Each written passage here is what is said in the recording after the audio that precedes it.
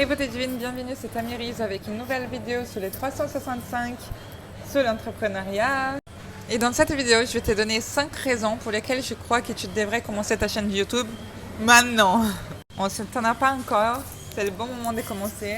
Moi, j'ai commencé, comme tu le sais peut-être, pour laisser un héritage à ma fille, pour lui laisser des souvenirs d'enfance ou même voilà, des conseils que j'aimerais qu'elle sache sur l'entrepreneuriat, les choses que j'ai appris et que j'aimerais qu'elle sache.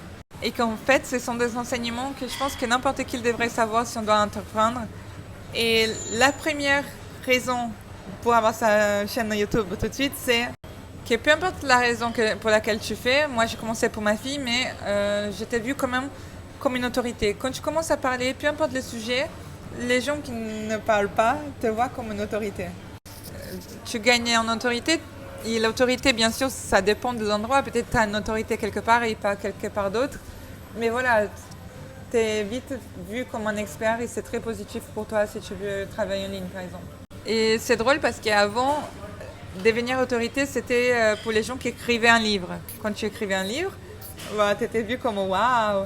Et il y a même quelqu'un qui a raconté qu'avant, chaque fois qu'il allait faire le checking d'un avion, il ramenait un livre qu'il avait écrit et souvent il était classé en business, donc surclassé, juste parce qu'il était vu comme une autorité parce qu'il avait écrit un livre, quoi.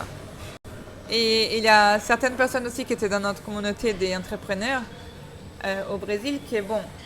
Quand tu as quand tu es un auteur à best-seller, ça veut dire que tu as vendu plus de 40 000 en 2 semaines, donc c'est hyper difficile à faire. Et là, c'était certaines personnes qui avaient vendu 70 000, 100 000. Et ils disaient que c'était drôle parce que la plupart des gens qui les rencontraient, c'était même pas par rapport au livre. La majorité ne disait pas « Ah, j'ai lu ton livre ». La majorité disait « J'ai vu une vidéo de toi ou je suis abonné à ta chaîne YouTube ». Et que finalement, on arrive à impacter plus de monde grâce à YouTube qui est grâce à un livre, parce que c'est pas tout le monde qui achète ton livre, c'est pas tout le monde qui va le lire, alors que sur YouTube, pratiquement tout le monde consomme des vidéos sur YouTube. Et bien sûr, une vidéo génère beaucoup plus de connexions qu'un livre. Avec les vidéos, on peut te voir directement, on peut voir tes émotions, ta personnalité, et il n'y a pas la possibilité que ce soit quelqu'un d'autre qui le fasse à ta place, alors que les livres, pour être gentil, on va dire que 50% minimum a été écrit par quelqu'un d'autre et pas la vraie personne. C'est ce qu'on appelle les ghost selling. Et ça, voilà, on ne peut pas le faire sur YouTube. Je ne peux pas dire hey, tu peux graver, enregistrer. Mince, je dis pas ça en français. Tu vois, ça, c'est moi. C'est plus d'authenticité. Comme on a plus d'authenticité, on a plus de connexion. Ça, il n'y a pas quelqu'un d'autre qui peut le faire à ta place. Et les numéro 3, ce sont des graines. En fait, c'est comme si tous les gens qui te découvrent sur TikTok, sur les autres réseaux, les vidéos courtes, quand ils veulent vraiment approfondir le sujet, ils vont chercher sur YouTube. Donc c'est important d'avoir ce compte. C'est là l'aliment en fait. C'est là que ça va être plus long, la possibilité d'aller plus à fond et de trouver un vrai sujet, de savoir plus sur toi. Donc c'est important de combiner les deux. Le 4e, c'est que c'est une protection pour ta marque en fait. Quand tu n'apparais pas, les gens ils peuvent créer des histoires, ils peuvent s'imaginer des choses. Alors que c'était là en train d'expliquer toi-même ton point de vue, ou que les gens arrivent à voir ce que tu fais, qui tu es. Voilà quoi, c'est comme s'il y avait un mur de vidéos qui te protège, qui protège ta vision, qui protège ta personnalité, tes projets. On peut pas dire n'importe quoi. Normalement, juste en allant voir, on a beaucoup d'informations, donc faut le faire. Et d'ailleurs, souvent quand il y a des critiques, c'est les gens qui ne savent pas grand-chose. Et plus on va grandir, on risque d'avoir plus de critiques, mais plus on a des vidéos, on risque d'avoir moins. Donc tu vois, c'est une façon vraiment de se protéger.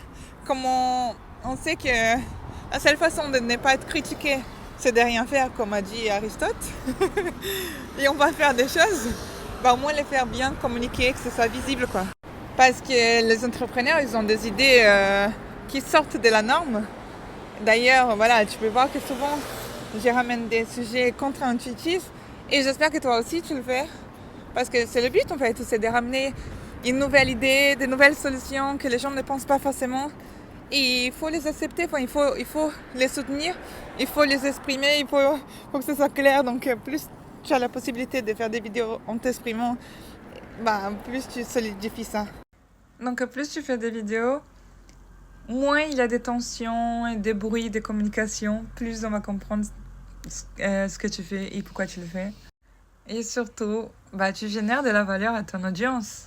Quand tu génères de la valeur à ton public, bah, ça génère aussi l'envie de générer de la valeur pour toi, de la gratitude. Ils se sentent voilà, bien, comme si...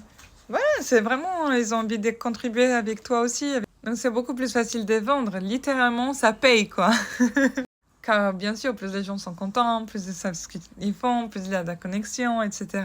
Plus il y a de la valeur, plus ils ont envie de devenir tes clients, ou plus il y a des chances que ce soit eux qui deviennent tes clients. Comme moi, par exemple, j'ai commencé en pensant à générer de la valeur pour ma fille. Donc chaque fois que je regarde là les petits ronds de la caméra, on dirait que bah, c'est ses yeux et qu'un jour elle va regarder et elle va me dire merci maman d'avoir laissé ça pour moi. Bah, je sais quand même que ça peut être utile pour d'autres personnes et automatiquement c'est une spirale positive déjà parce que je le fais pour elle, je partage avec d'autres et les autres aussi me remercient donc c'est beau quoi. Donc si tu génères de la valeur à ton audience, à ton public, comme tu générerais à ton enfant, bah ça reviendra, c'est sûr. Et fais-le si et seulement si tu es consistant. Parce que si tu fais une vidéo par-ci, par-là, bah, tu verras pas forcément des résultats.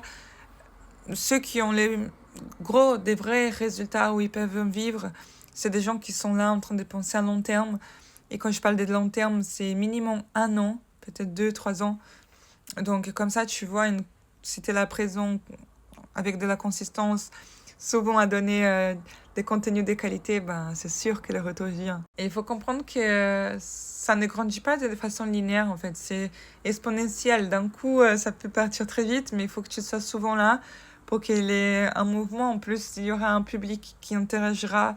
Plus ils seront quand tu reviens, plus tes vidéos seront partagées à d'autres personnes. Donc, faut pas arrêter, quoi. C'est une brique devant une autre brique et d'un coup, le mur repousse.